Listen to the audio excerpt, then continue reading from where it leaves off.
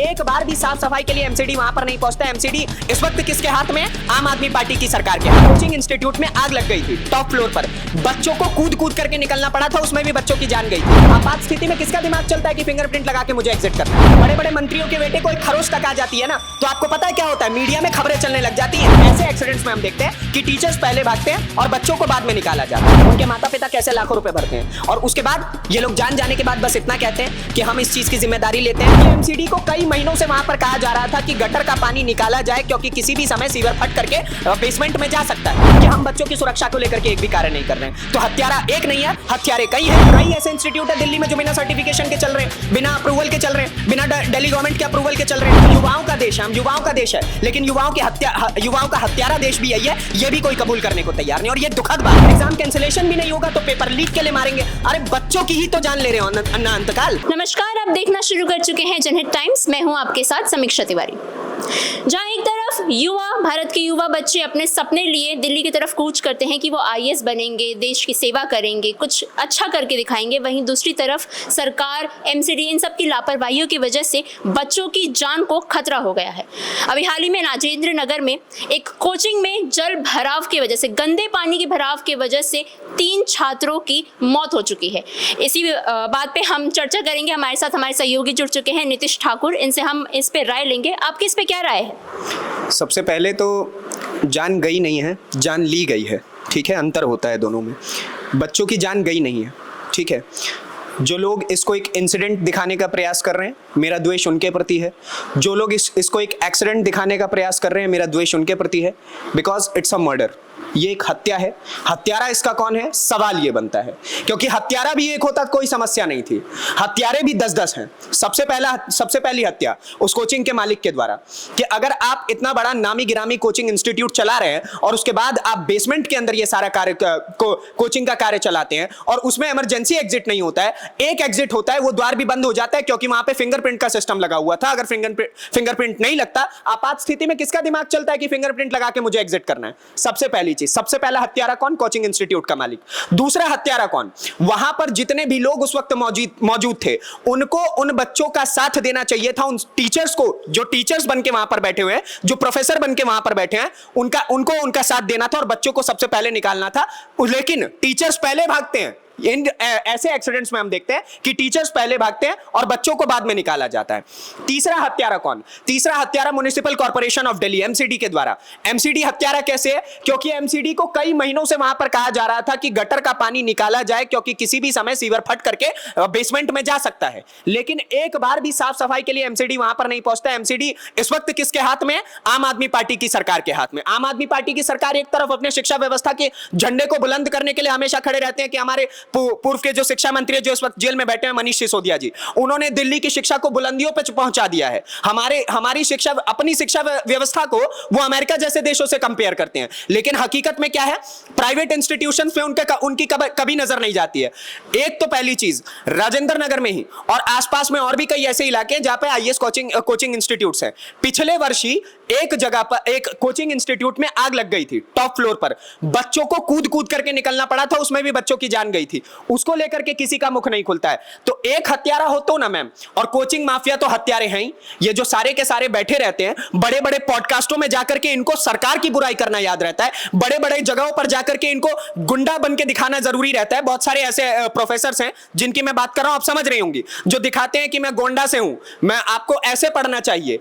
और भी ऐसे कई नामी गिरामी कोचिंग इंस्टीट्यूट के मालिक हैं जो एएनआई के पॉडकास्ट में जाकर के बैठ जाते हैं, बड़े बड़े चैनल्स के पॉडकास्ट में जाकर के बैठते हैं, सरकार की बुराई करते हैं, लेकिन अपने हृदय और अपने कोचिंग इंस्टीट्यूट्स के बारे में और अपने ये जो पूरा ग्रुपिज्म चलता है इनका, उसके बारे में नहीं बोलते हैं कि हम बच्चों की सुरक्षा को लेकर के एक भी कार्य नहीं कर रहे हैं। तो हत्यारा एक नहीं है, हत्यारे कई हैं। और इन 3 बच्चों के माता पिता की अब जिम्मेवारी कौन लेगा? उन्होंने तो बड़ी उम्मीद के साथ भेजा था। आपको पता है एक कोचिंग इंस्टीट्यूट में फीस कितनी है? 1-1 लाख रुपए, 1.5 लाख रुपए, 2-2 लाख रुपए, लाखों रुपए किस नाम पे लेते हैं? आप एक बार हमारा इंफ्रास्ट्रक्चर देखें। अरे तुम्हारा इंफ्रास्ट्रक्चर क्या देखें? तुम्हारा इंफ्रास्ट्रक्चर बेसमेंट में बच्चों की जान लेता है, ये देखना है हमें? या फिर तुम्हारा इंफ्रास्ट्रक्चर जो है वो टॉप फ्लोर पर आग लग जाती है तो बच्चों की कूद करके जान लेता है? ये तुम्हारा इंफ्रास्ट्रक्चर है और उसके बेसिस पे तुम 2 लाख रुपए लेते हो। और उसके बाद क्या होता है?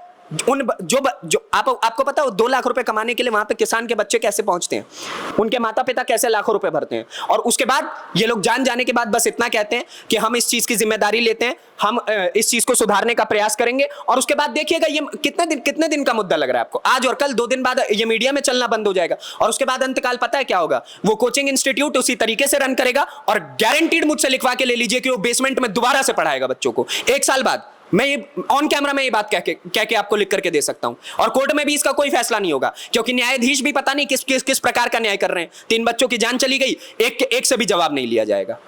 लेकिन सरकार ने अभी बताया है कि उन जो छात्र मरे हैं उनके परिवारों को 1 करोड़ का मुआवजा दिया जाएगा। 1 करोड़ रुपए बहुत होते हैं एक आदमी की जान के लिए।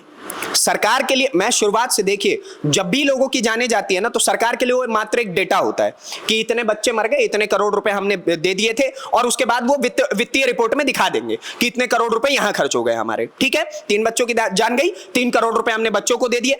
अरे भाई, 3 करोड़ रुपए उन बच्चों की जान की कीमत तुम लगा रहे हो, उनके माता पिता का क्या, उनके करोड़ों के सपने का क्या? तुम्हारे 3 करोड़ रुपए ना उन माता पिता की आंखों में जो चमक और सितारा था ना, वो जो लाल बेटा और वो दो बच्चियां थी, उनकी भरपाई ये 3 करोड़ रुपए नहीं कर सकते हैं, और इनके 300 करोड़ रुपए भी नहीं कर सकते हैं। आज आप एक बात बताइए, बड़े बड़े मंत्रियों के बेटे को एक खरोच तक आ जाती है ना, तो आपको पता है क्या होता है, मीडिया में खबरें चलने लग जाती हैं, हजारों करोड़ रुपए की ये लोग शादियां करते हैं। ठीक है, मैं यहां पे किसी वित्तीय आदमी की बात नहीं कर रहा हूं, मैं नेताओं की बात कर रहा हूं खासतौर पे, क्योंकि ये विद्रोह नेताओं के खिलाफ होना चाहिए। ठीक है, उस क्षेत्र के विधायक के भी नजर में आनी चाहिए बात। गजब हाल है, 3 करोड़ रुपए देकर के अपना पलरा झाड़ लेंगे, सैनिटाइज कर लेंगे हाथों को। अरे हाथों में खून लगे हैं तुम्हारे, और कुछ नहीं है। लेकिन केजरीवाल सरकार हमेशा ये कहती है कि हमने शिक्षा के लाइन में बहुत अच्छा काम किया है, दिल्ली को आगे बढ़ाया है, तो कब तक सिर्फ सरकारी चीजों पे ही ये ध्यान देंगे, प्राइवेट कोचिंग पे ध्यान क्यों नहीं जा रहा है इनका? बहुत सही बात आपने कही है, बहुत अच्छी बात आपने कही है। सबसे पहली चीज मैं आपको ये बताना चाहता हूं कि जिस शिक्षा मंत्री की बात करते हैं वो 100 से शिक्षा और 100 से शराब मंत्री होता है इनका, सबसे पहली चीज। ठीक है, पोल खोलते हैं, आप देखते रहिए। उसके बाद अरविंद केजरीवाल जिस शिक्षा व्यवस्था की बात करते हैं, जितने स्कूल के कंस्ट्रक्शन की वो बात करते हैं, उसका 20% कंस्ट्रक्शन भी अभी तक पूरा नहीं हो पाया। ठीक है, तीसरी चीज, जितने अच्छे शिक्षा व्यवस्था की ये बात करते हैं, कई स्कूलों में आज भी बेंचेस की हालत ऐसी है आप देख नहीं पाएंगी। जितनी अच्छी शिक्षा व्यवस्था की ये बात करते हैं, प्राइवेट इंस्टीट्यूट पे एक बार भी ये नजर मानने नहीं जाते कि कौन सा वैध है कौन सा अवैध है। एक भी सर्टिफिकेट, कई ऐसे इंस्टीट्यूट है दिल्ली में जो बिना सर्टिफिकेशन के चल रहे हैं, बिना अप्रूवल के चल रहे हैं, बिना दिल्ली गवर्नमेंट के अप्रूवल के चल रहे हैं, उस पे किसी की नजर नहीं जाती। अब ये कहेंगे इंस्टीट्यूशन, कई लोगों को तो ये तक नहीं पता है प्राइवेट इंस्टीट्यूट चलाने के लिए भी अप्रूवल चाहिए होता है, लेकिन चाहिए होता है, सरकारी मापदंड है उसका भी, लेकिन कोई वहां पे झांका ताकी करने नहीं जाएगा। आपको क्या लगता है कि जिस जगह पे वो इंस्टीट्यूट था, वहां से कभी किसी विधायक की गाड़ी नहीं गुजरी होगी, या फिर वहां से कभी किसी पुलिस वाले की गाड़ी नहीं गुजरी होगी कि एक बारी वो दस्तक देकर के देख ले कि अगर यहाँ पे बच्चे पढ़ रहे हैं तो उनकी जान की कीमत क्या है? ठीक है, ये इनकी शिक्षा व्यवस्था है, और शिक्षा व्यवस्था का अर्थ आज के समय पे ये हो गया है कि बच्चों की जान लीजिए। कई बार तो बच्चों को फांसी पे लटकने पे मजबूर किया जाता है। कई बार अगर वो फांसी पर लटक करके नहीं मरते हैं तो कई बार उनको बहुत ही भद्दा और बेकार इंफ्रास्ट्रक्चर के कारण अपनी जान गंवानी पड़ती है। बच्चों की कीमत इस देश में कुछ नहीं रह गई है।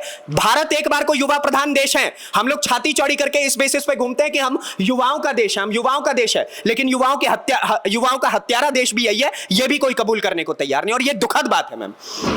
अभी जब छात्र इन चीजों का विरोध लेकर मेयर के घर के बाहर प्रदर्शन कर रहे हैं तो उन पे लाठी चार्ज किया जा रहा है, उनको वहां से हटाया जा रहा है, इस पे आपकी क्या राय है? इस पे मेरी यही राय है कि सरकार जो है ना, वो सबसे पहली तो एक मजे की बात देखिए कि दिल्ली सरकार वही सरकार है जो एक तरफ ये कहती है कि भाई साहब जो केंद्र सरकार है वो अपनी बुराई सुनना नहीं चाहती है, और यही चीज तो आप भी कर रहे हैं।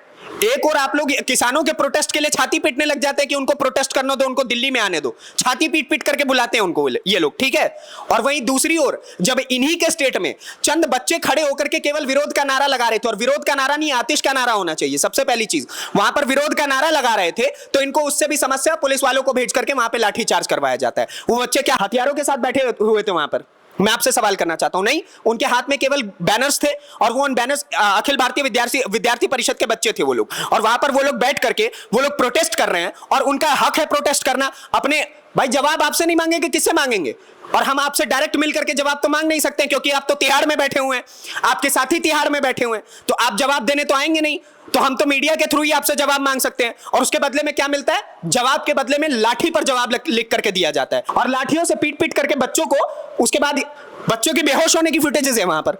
और उसके बाद आप एक बात बताइए, ये लाठियों से मारेंगे, ये बेकार इंफ्रास्ट्रक्चर से मारेंगे, ये फांसी से मारेंगे, ये कई तरीके की जंजाल में बांध करके मारेंगे, और नहीं होगा तो फीस के लिए मारेंगे, नहीं होगा तो और कई चीजों के लिए मारेंगे, और जब फीस भी दे देंगे तो एग्जाम कैंसिलेशन के लिए मारेंगे, एग्जाम कैंसिलेशन भी नहीं होगा तो पेपर लीक के लिए मारेंगे। अरे बच्चों की ही तो जान ले रहे हो अन्ना अंतकाल, बच्चों की ही जान जा रही है। ये लोग अपनी गद्दी पर विराजमान है, जीवन के अंत तक विराजमान रहेंगे। आप एक बात बताइए, केजरीवाल का बच्चा कहां पढ़ता है? अब्रॉड की यूनिवर्सिटीज में पढ़ने वाले ये लोग, ठीक है, वो हमारे बच्चों की जान की कीमत क्या जानेंगे? मुख से कुछ नहीं निकलेगा। मिडिल क्लास का बच्चा इनके हिसाब से बस मरने के लिए बैठता है और कुछ नहीं है। देखिए, अभी आम आदमी पार्टी और बीजेपी, आम आदमी पार्टी नहीं, खास आदमी पार्टी हो गई है मैडम। आम आदमी पार्टी होती तो आम आदमी के बच्चों के बारे में सोचती, लेकिन इनको क्या फर्क पड़ता। और मजे की बात, कल को तो मुझे लगता है ये इस चीज के लिए भी अपना हाथ ना झाड़ दे कि भाई साहब ये तो हमारे स्टेट के बच्चे थे नहीं, ये बाहर से आकर के पढ़ रहे थे। कोई बड़ी बात नहीं है, क्योंकि कोरोना काल में बिहारियों के साथ अरविंद केजरीवाल ने क्या किया था कि ये तो हमारे स्टेट के हैं ही नहीं, आनंद विहार पे आपके लिए बसेस लगवा दी हैं, आप लोग जाइए और अपने बिहार में लौट जाइए। और उसके बाद कई लोग वहां पे कोरोना ग्रसित हुए थे क्योंकि भीड़ इतनी ज्यादा हो गई थी। कोई बड़ी बात नहीं अरविंद केजरीवाल के लिए ऐसे पॉइंट्स प्रूव करना। जल मंत्री कौन है? आतिशी जी। उनके घर के बाहर पानी भर जाता है। अभी आपको पता होगा, एक हफ्ते पहले की खबर है, एक बच्चा करंट लगने से मर गया, जल भराव की स्थिति के कारण। वो फिसल करके उसको तार लग गया, ठीक है, उसके बाद उसकी जान चली जाती है। तो दिल्ली का इंफ्रास्ट्रक्चर इतना बेकार है कि 4 बूंद बारिश नहीं और 40 लोगों की जान, यह अर्थ है दिल्ली के इंफ्रास्ट्रक्चर का, ठीक है।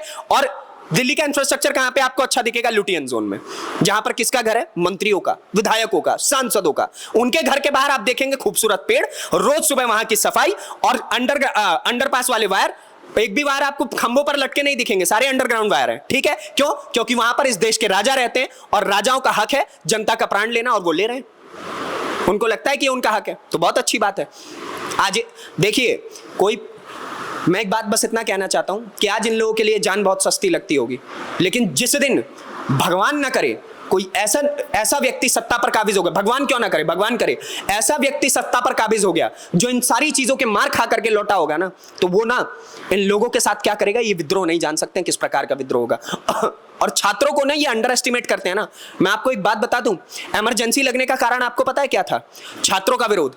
गुजरात और बिहार में जब छात्रों ने प्रोटेस्ट शुरू किया था और उसके बाद जयप्रकाश नारायण ने उस आंदोलन को बुलंदियां दी थी, उसके बाद ही जाकर के इमरजेंसी लगाई गई थी। तो छात्र इतने पावरफुल है। छात्रों का विरोध मैं आपको बताऊं, अभी आपको पता होगा अग्निवीर योजना आई थी, छात्रों का विरोध बिहार झारखंड में कितना आक्रोशित था आपने देखा होगा। छात्रों का विरोध अगर आपको देखना है तो राजस्थान में देखिए, नीट के पेपर के खिलाफ कितना तगड़ा विरोध था। छात्रों को हल्के में मत लीजिए, क्योंकि जिस दिन छात्र संघ ठीक तरीके से जाग गया, आपको पता भी नहीं चलेगा कि आप सत्ता की कुर्सी से कब खींच करके नीचे फेंक दिए जाएंगे, और आपकी सत्ता की कुर्सी की तरफ बस आपकी निगाहें होंगी, आपकी तशरीफ नहीं। ये मैं आपको बता दूं। जी, आम आदमी पार्टी और बीजेपी प्रवक्ता जितने भी हैं अभी वो बैठ के टीवी पे डिबेट्स कर रहे हैं इसके बारे में, लेकिन अभी ये लोग एक दूसरे पे आरोप लगा रहे हैं कि ये अभी से नहीं चल रहा है, ये जब एमसीडी बीजेपी के पावर में थी तब से ये चीजें ऐसी होती आ रही हैं। आरोप ही प्रत्यारोप का तो दौर है, आरोप प्रत्यारोप ही करेंगे। ये अपने ऊपर जिम्मेवारी कौन लेता है? अपने ऊपर जिम्मेवारी लेते तो बात और थी ना।